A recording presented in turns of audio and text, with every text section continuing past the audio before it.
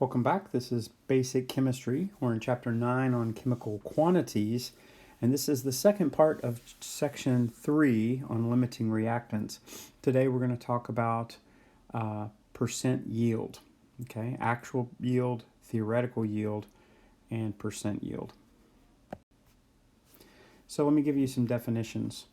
Theoretical yield is what the paper says you can have, okay? So if I make a calculation using stoichiometry, and I take so much of the beginning material and go to moles, and then go into the periodic table, find the molar mass, and then go into the balanced equation, find out how many moles of the new stuff I have. We've done this 2 or 3 days, and then go back to the molar mass of the new stuff, and then find out what the grams of that new stuff is. So that amount that the paper says I can get, that's theoretical yield. The maximum amount of product calculated using the balanced equation. So if I know what my starting material is, the paper tells me that I should have exactly 12.063952 grams. Problem is that never happens in reality. If you actually do this in the lab, you're going to use glassware, you're going to use filter paper, you're going to spill stuff, you're going to evaporate things, it's never going to be flawless. And because of that, you're never going to get all of the yield out. Now, hopefully you're not going to get more yield than you want. I've actually done that. That's a really bad mistake. So you want to make sure that you've got a little bit less than you're supposed to. Now, the better you are as a chemist and the more careful you are, the better your yields can be. Okay, so if you ever take a chemistry class in college, your grade is based upon how close to the amount that the teacher knows you should get. So the teacher knows what you should get, you don't, you do all of the work, and you find out how much you determine what you found, record it, then the teacher knows how close that was, and your grade is based upon how close. Didn't that stink? Okay, so the theoretical yield is what your paper says. Your actual yield is what you scraped out of the glassware. Okay, once you scraped it onto the filter paper and you weighed it, you dried it and weighed it, and then you found out that that's how much you got, the rest of that stuff is actually in the glass and in the filter, and then it comes out in the dishwater. The actual yield is what you actually get. The percent yield is the actual yield divided by the theoretical yield. Let's imagine the theoretical yield is 10 questions, and the actual yield is you got 7 of them right. Well, what is your percentage? Your percent is 7 right out of 10. 7 out of 10 is 0.7. As a percentage, it's 70%. So you have to multiply the decimal by 100% to get your percentage. You're going to do the very same thing. Your theoretical yield would be like 10 questions on the test. Your actual yield is I got 7 of them out of the glassware. Well, what's your percent yield? How much did you yield percentage-wise from what you could have gotten theoretically? 70%. Okay, so we'll do one of these.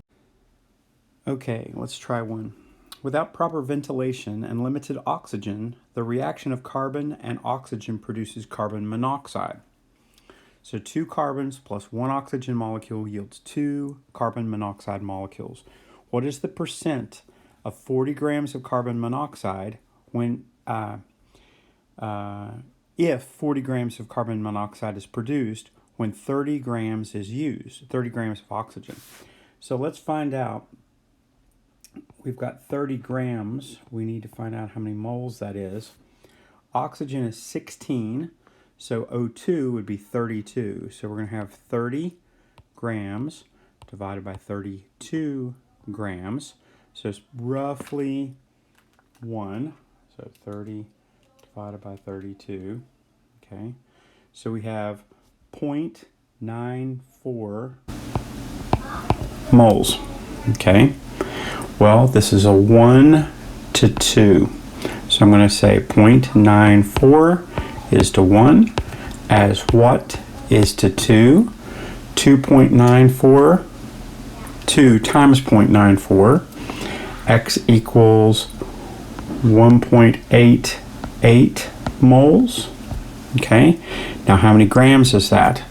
Carbon is 12, Oxygen is 16. So this is 28.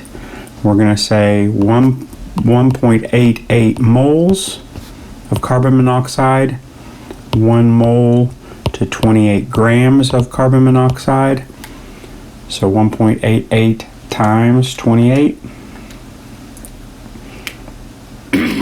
is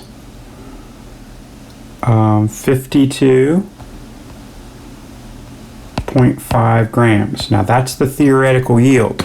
That's how much I should get. But I got 40.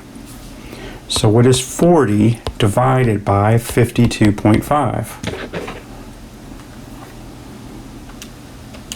40 divided by 52.5 is 0.76, which is 76%. So it's number 3. Okay? So this is really just one more step than what we've done in the past. Okay, when you do a normal stoichiometry problem, you have grams, you divide by the molar mass and get moles, and then do a ratio. This number of oxygen is to this number of oxygen, 0.94 over 1, equals some number you don't know, x, over 2. Okay, and now you solve for x, that's the number of moles of the second. Then you multiply by the molar mass of, in this case, carbon monoxide. That's now the theoretical yield. They gave you the actual yield. So actual yield divided by theoretical yield is percent after you multiply by percent. So 4 or 5 parts to this. So pretty hard. Let's try another one. When nitrogen gas and 5 grams of hydrogen are mixed, the reaction produces 16 grams of ammonia. What is the percent yield for this reaction? So the 16 grams is what you actually got. That's your actual yield.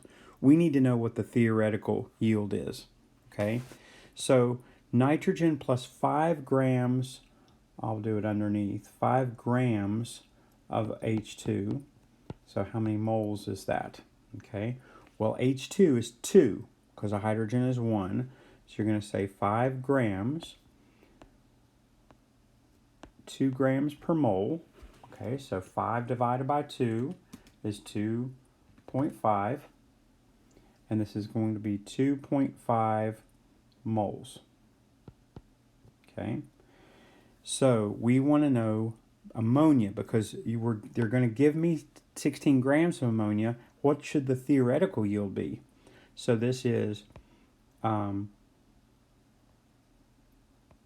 2.5 moles is to 3 as x is to 2, okay? Because I put the 2.5 here. 2.5 is to 3 as I don't know is to 2.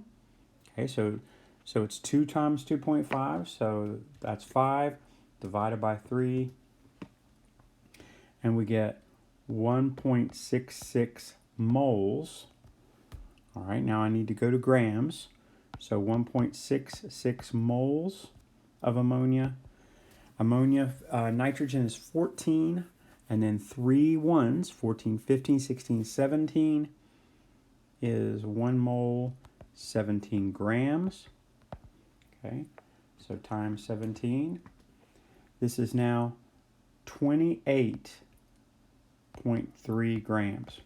28.3 grams is my theoretical yield, but I was given 16. 16 out of 28.3 gives me 0.56, and as a percentage, it would be 56. All right, so baby steps to the elevator. All right, see you tomorrow.